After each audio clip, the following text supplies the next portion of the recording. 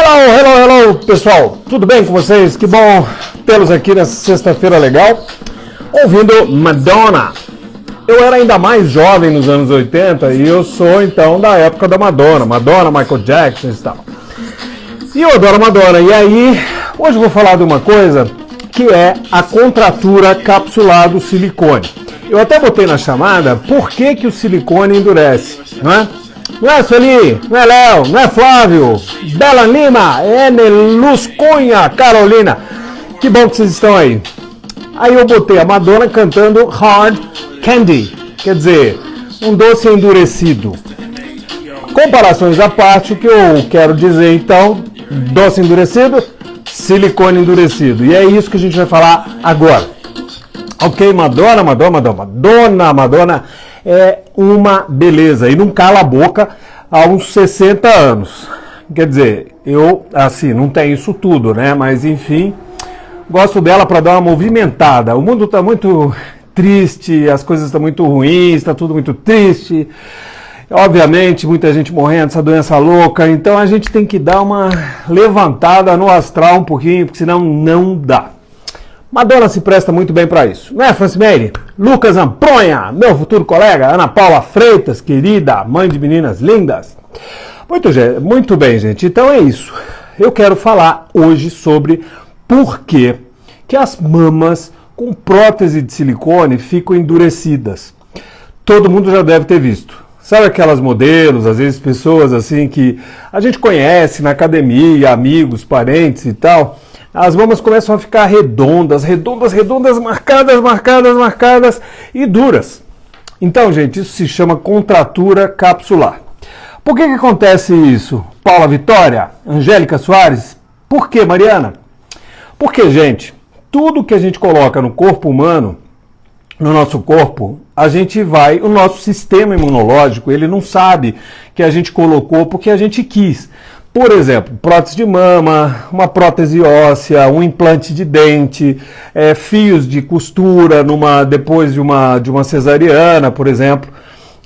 Então, tudo que a gente tem de estranho, o nosso organismo vai lá e tenta destruir. Assim se faz com as bactérias, os vírus, etc.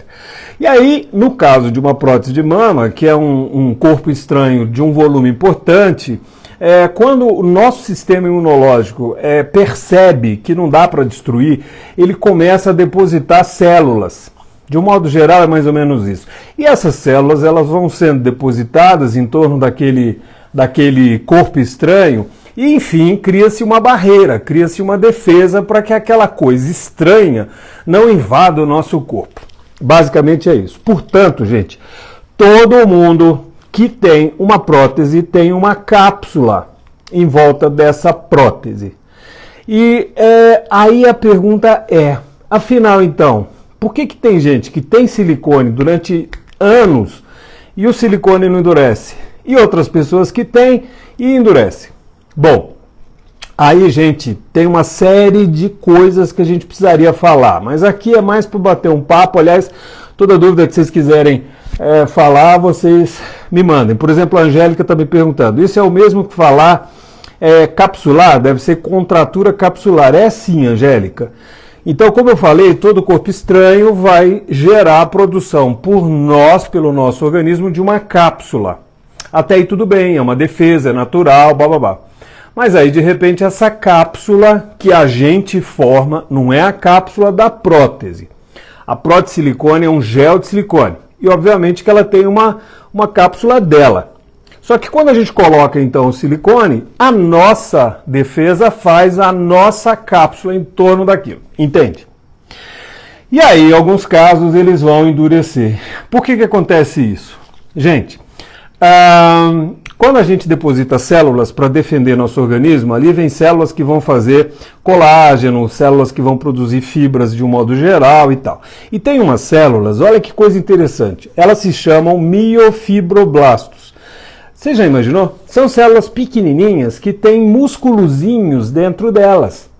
Então, quando existe uma superfície muito lisa, quando a prótese é muito lisa, essas célulazinhas, que são milhões, em volta dessa prótese, elas vão se ligando, elas vão mandando conexões. Olha como o ser humano é fora de série, né? Como Deus é fantástico.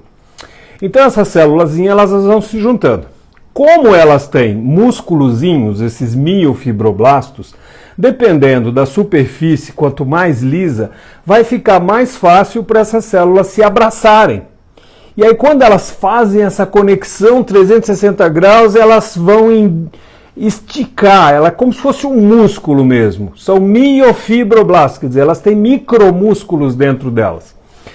E aí, essa união das células vai fazer essa contração dessas estruturinhas lá.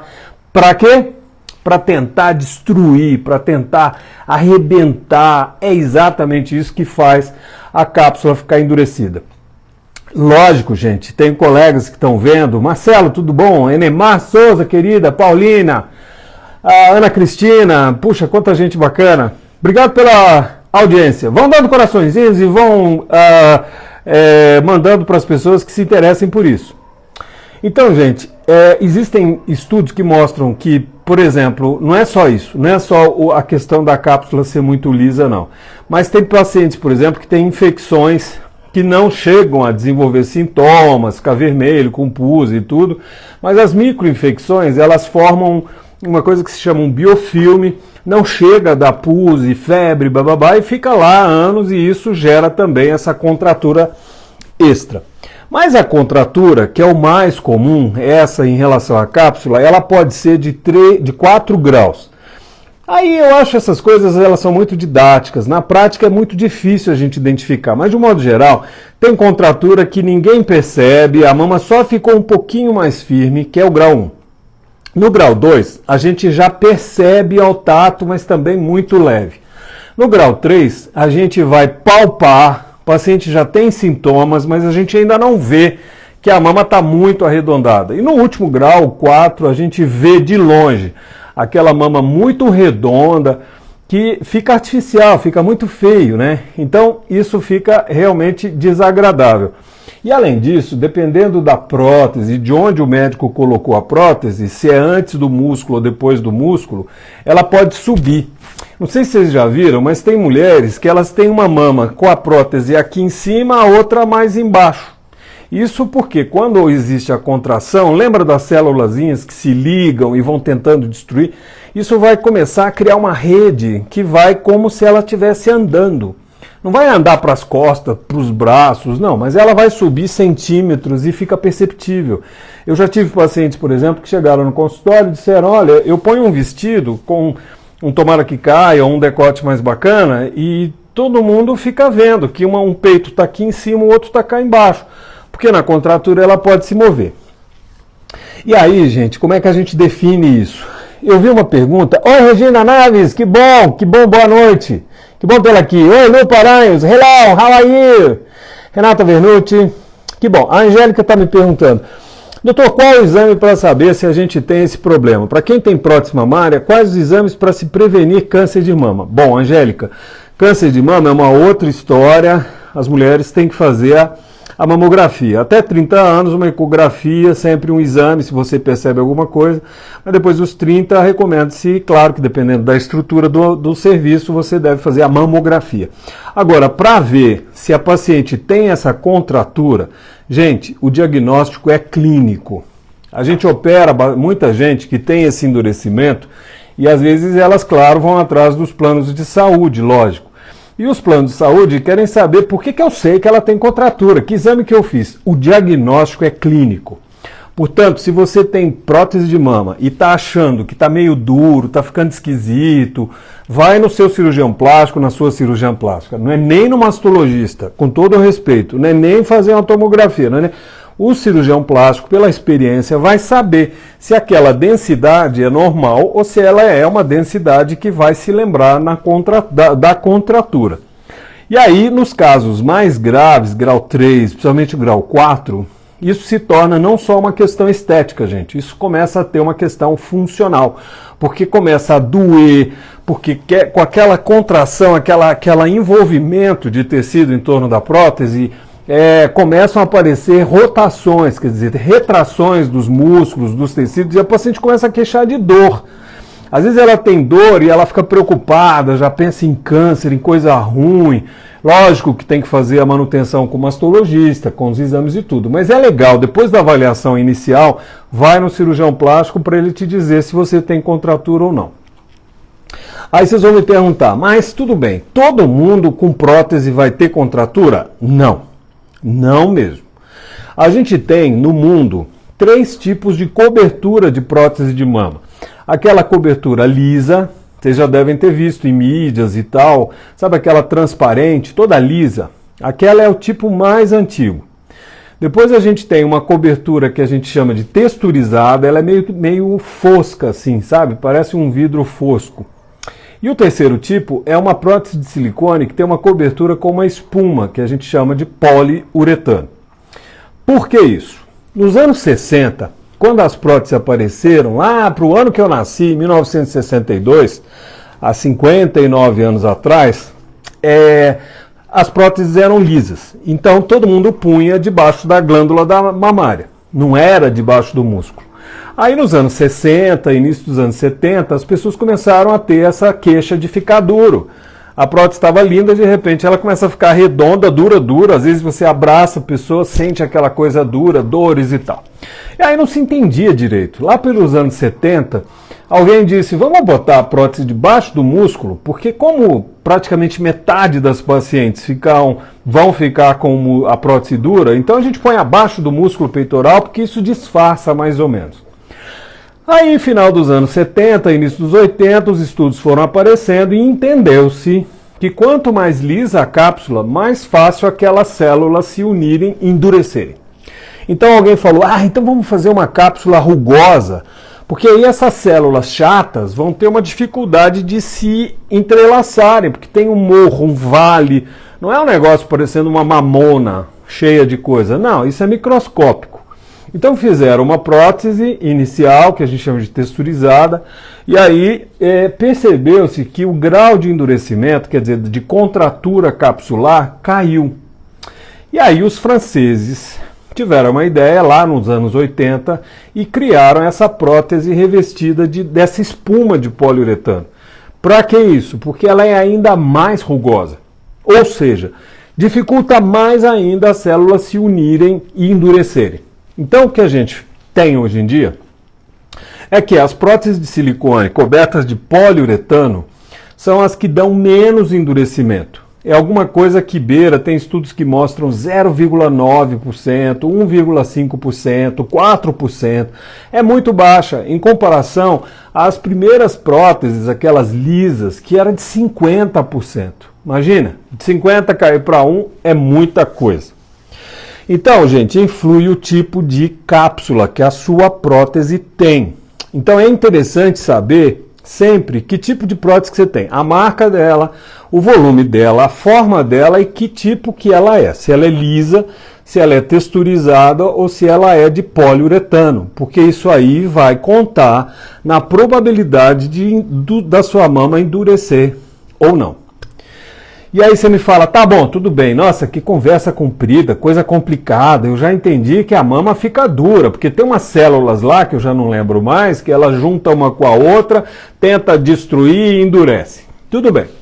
Aí, tudo bem, se eu fui no cirurgião plástico, eu vi que eu tenho a contratura, e aí a preocupação da paciente e do médico também é a possibilidade da ruptura da prótese. Por quê?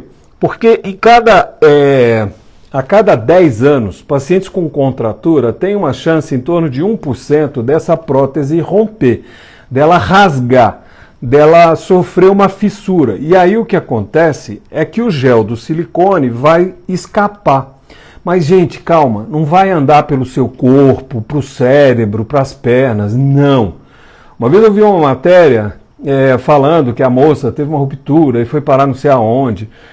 Isso aí é tudo muito polêmico. O que a gente sabe é que quando há ruptura, estou dizendo de próteses mais novas, não aquelas coisas dos anos 60. Aliás, você sabe que tem pacientes que têm a mama tão contraída que ela pode calcificar. Quando eu estava lá no Pitangui, a gente tinha pacientes, assim, isso foi nos anos 80 para 90, pacientes que colocaram nos anos 60. E a cápsula estava tão dura que virou osso, praticamente. E agora, há poucos meses, eu operei uma moça muito bonita, tudo com uma prótese endurecida, que quase não dava para tirar a cápsula cortando com o bisturi. Estava osso. Sabe o que é osso de tão endurecida?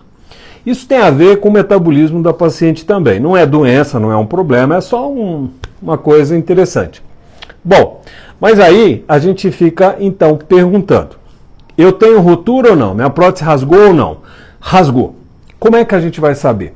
Se o diagnóstico da contratura é a palpação, é o diagnóstico clínico, o diagnóstico da prótese que rasgou, que o silicone extravasou, é com ressonância magnética. Não é raio-x, não é tomografia, é ressonância magnética. Então, não muda muita coisa. Quer dizer, se tem contratura, está rota ou não, quer dizer, a cápsula rasgou, rompeu, a gente vai ter que trocar. Aí você vai me perguntar, mas todo mundo com contratura tem que trocar? Não. A contratura em si não é um problema, não é uma doença, não é um câncer. Mas nos graus mais avançados fica desagradável. Primeiro, você percebe que a sua mama está esquisita. Tem uma mais alta, uma mais baixa. Eu já tirei prótese, gente. Eu me lembro que uma paciente ela colocou nos anos 70. Isso deve ter sido ali para o ano 2010, por aí. Essa prótese dela estava aqui na clavícula, sabe? Ela subiu, ficou aqui. Dá trabalho tirar? Um pouco mais, mas a gente tira do mesmo jeito. Só estou dizendo para vocês terem uma ideia de como às vezes a migração fica visível, né?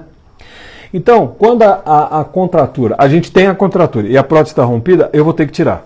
Ou então, quando eu tenho uma contratura meio grau 3, grau 4, intensa, com desconforto, visualmente elas estão diferentes, a gente vai operar, a gente vai tirar essa cápsula e tirar essa prótese. Nos casos mais leves, hoje em dia a gente já tem alguns medicamentos que ajudam assim a diminuir a intensidade. Não nos casos mais avançados, porque nos mais avançados é sugerido que se troque. Eu já vi perguntas no consultório assim, por exemplo, eu gosto dela mais durinha, assim, tava com uma contratura danada. Meu marido acha bonito, eu gosto. Tem algum problema? Vai me dar um câncer? Vai me dar uma doença? Não, não vai dar nada. Só vai ficar te incomodando, entende? A contratura, ela não é um problema que você vai ter no futuro, uma doença complicada. Não, simplesmente é desagradável e às vezes visualmente é ruim. Então, como que a gente vai tirar? É uma nova cirurgia. A gente vai ter que abrir, escolhe-se uma via, qual cicatriz, e daí a gente vai tirar a cápsula que está em torno dessa prótese e a prótese junto. Posso colocar uma nova prótese? Posso. Claro, pode. Mas você vai saber que retoma a coisa de uma nova possibilidade de poder de novo ter essa contratura. Então, gente, olha, a contratura capsular, ela é assim, não é uma doença, não é um problema, mas é bom tirar, porque vai ficando desagradável, vai doer, vai ficando visualmente feio, desequilibrado, e aí a gente precisa fazer realmente com cirurgia, com anestesia geral e etc. Aí, então, só para terminar, por que ficou essa história de colocar a prótese por baixo do músculo ou por cima do músculo? Lá no início, começou a endurecer, alguém falou, vamos botar debaixo do músculo. Aí, com o passar dos anos, os franceses, como eu estava falando, eles inventaram o poliuretano, que diminuiu muito a chance de endurecer a prótese, e aí começaram a recolocar a prótese na frente do músculo de novo.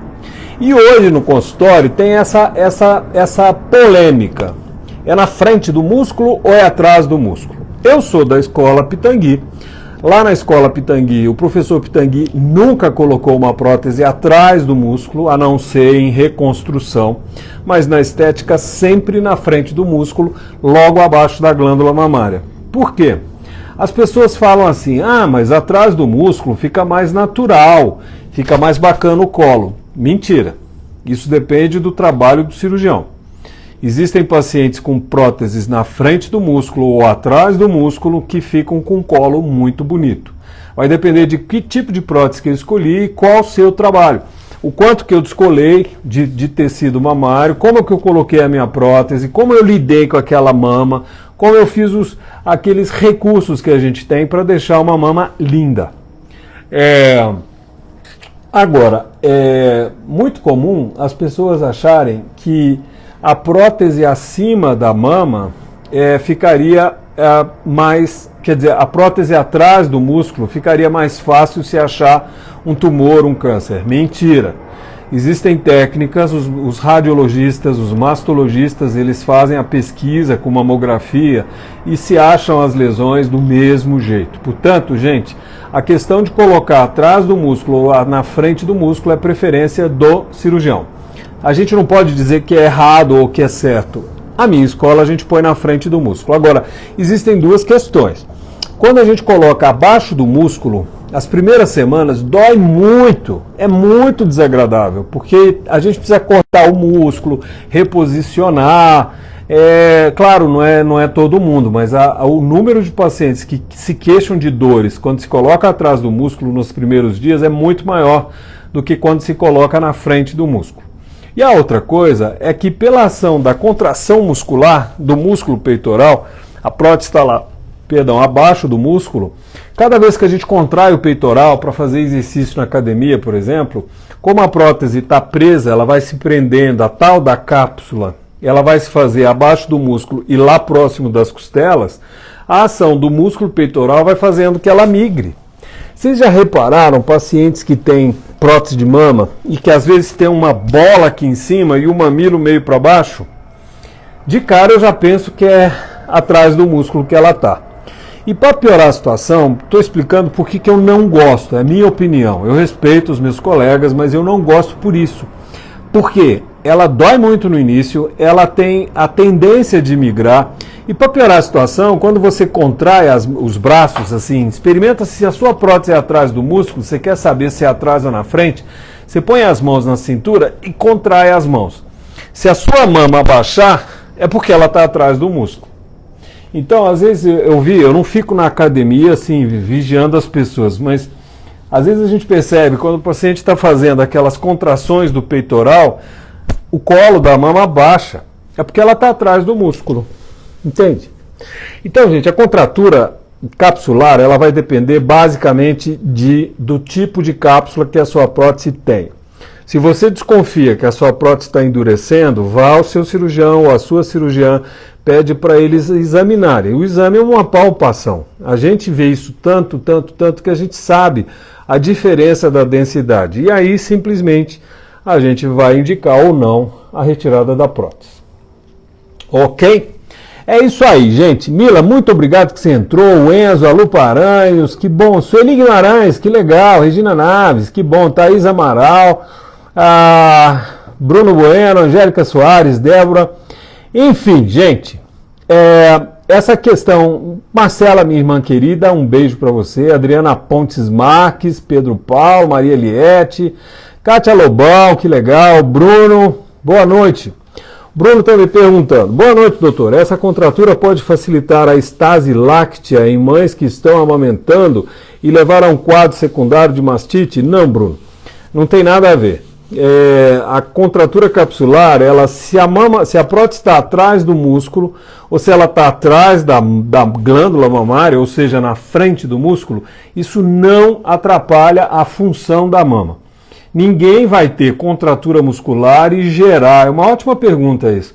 A contratura ela não vai obstruir a saída do leite, ela não vai desestruturar a fisiologia do leite, ela não inflama a mama, não faz nada. O que acontece com uma paciente que tem a contratura e está amamentando, quer dizer, a mama ela fica cheia, ela fica distendida, aumenta a chance às vezes de estrias, ou mesmo uma distensão da própria pele com uma flacidez subsequente. Mas muito legal essa pergunta, não tem nada a ver com a mastite não. Patrícia Pereira, B. Xavier e uma Lima querida. Muito bem, gente, olha, é isso. C. Patrícia está me perguntando, tem como fazer o peito com gordura e não com prótese? Tem, Patrícia? Boa pergunta também.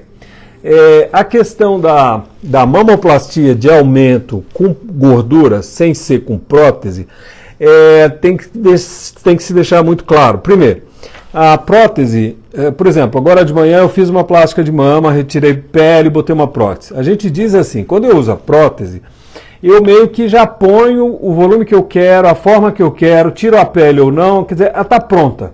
Claro que vai inchar, depois vai desinchar. O problema do uso de gordura para aumento mamário é que, primeiro, obviamente você tem que ter gordura. Tem mulheres magras que não têm tecido suficiente. Eu já tive pacientes que não quiseram fazer prótese por algum motivo, era gordura. E olha que interessante, eu pedi, elas foram encaminhadas para um nutrólogo para que elas engordassem um pouco. Olha que beleza, se o médico falar para mim, vai engordar um pouco, nossa, eu vou adorar esse cara, porque a gente luta para não engordar. Brincadeiras à parte, mas é verdade, duas pacientes que eu me lembro, assim, elas engordaram, acho que 5 quilos, a gente ganhou um tanto de gordura, essa gordura foi em áreas de retirada com lipo, quer dizer, a gente fez 2 coelhos com uma cajadada, ela ganhou o tecido, eu tirei nos culotes, abaixo do umbigo, fizemos aquela lipo, aproveitei para fazer um pouco de enxertia na lateral do quadril e a maioria do tecido foi para a mama. O problema chama-se absorção, entende? A gordura ela é absorvida, dependendo da técnica que a gente vai preparar essa gordura, ela vai absorver mais ou menos e tem ainda um pequeno problema, às vezes a absorção é mais de um lado do que do outro.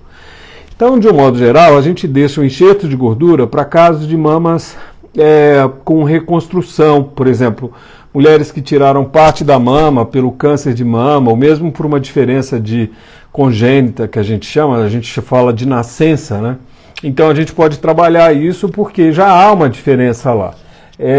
E também depende muito do número de uma coisa que se chama célula-tronco. A gordura é uma fonte de célula-tronco muito boa, se usa para várias coisas. Os ortopedistas fazem microlipos para injetar nas cartilagens, outras especialidades também. E aonde a gente mais tem célula-tronco é na gordura daquela pochetinha que as pessoas falam, sabe? Abaixo do umbigo, ali é onde tem o maior número de célula-tronco. Então, para que se tenha uma pega melhor desse enxerto e que diminua o máximo possível essa absorção, entre outras coisas, é sempre uma regra a gente pegar a gordura mais rica em célula-tronco, ou seja, ali no pochete. Quer dizer, alguém gosta dessa pochete? Ninguém gosta da pochete. Então você faz a lipo e ainda aumenta a mama, é muito legal. Mas é como eu te falei, não são todos os casos. A gente ainda considera, a população mundial de cirurgiões plásticos considera a maioria como a melhor opção ainda de aumento de mama, mesmo de reconstrução, assim, de desenho de mama, são as próteses de mama mesmo. Angélica, um beijo para você, obrigado pela participação, ok? Gabriela Moura Dessim, que está me dizendo que está difícil de perder. Ai, eu sei o que é, ainda mais na pandemia, que a gente fica nesse estresse, essa ansiedade danada dentro de casa, comendo tudo. Gente, é isso. Olha, eu adoro falar para vocês do meu trabalho. Eu sei que é um tema, essa coisa de silicone, vocês sabem que 35 milhões de mulheres no mundo têm prótese de silicone? Mulheres cis, vamos dizer. Tem as mulheres trans, que não tem ainda uma estatística tão boa. Mas é em torno de 35 milhões, que sejam 40 milhões de pessoas. Então, se fosse uma coisa tão ruim, tão cheia de problema, a Organização Mundial de Saúde já teria mandado parar. Então, gente, olha, primeiro, contratura não é doença, você tem que operar, não são todas as vezes. Uma coisa que já me perguntaram também, ainda tem aquela história de massagear a mama para evitar que endureça? Não, isso existe para aquelas próteses antigas, aquela prótese lisa. Claro, tem colega que ainda usa e a gente respeita, eles pedem para massagear porque, teoricamente, diminuiria a incidência da contratura. Mas nas próteses mais novas, principalmente com poliuretano, que eu adoro, não precisa fazer essa massagem, não. Outra coisa que me perguntaram também é se depois da plástica de mama, de prótese, se a gente precisa usar aquela faixa aqui na mama para baixar a mama. Isso depende do tipo de prótese. Eu não gosto disso não, eu acho isso já meio antigo, com todo respeito, mas depende da técnica do médico. Por exemplo, quando o cirurgião põe abaixo do músculo, eles recomendam botar essa faixa para que a prótese não suba. E também para que ela não, assim, que mantenha a forma. Eu só uso na frente do músculo, eu não ponho abaixo do músculo. Então eu nunca usei esse troço. E também para piorar a situação, se você faz um corte vertical, por exemplo, assim, e coloca a prótese e bota o paciente para usar essa faixa, você vai forçar a prótese contra a cicatriz. E aí a chance de abrir a cicatriz é maior, também não gosto. Ok, garotas e garotos, olha, é um prazer ter vocês aqui, tá bom? Cris Gomes, tá todo mundo aqui, eu gosto muito de falar para vocês. Se vocês quiserem uma coisa específica, claro, já tem o nosso Instagram, é só mandar sugestões de pauta. Mas diante da situação que a gente tem visto, muitas mulheres com queixas e com medos, inclusive tem pessoas que têm medo de colocar a prótese porque acha que é comum ficar aquela bola dura, ridícula, esquisita. Não é comum, gente. Imagina. Ora, se todo mundo faz a prótese de mama, é um estresse horroroso, tem o custo financeiro, uma possibilidade de complicação. Para todo mundo no fim ficar com aquelas bolas, não tem problema nenhum.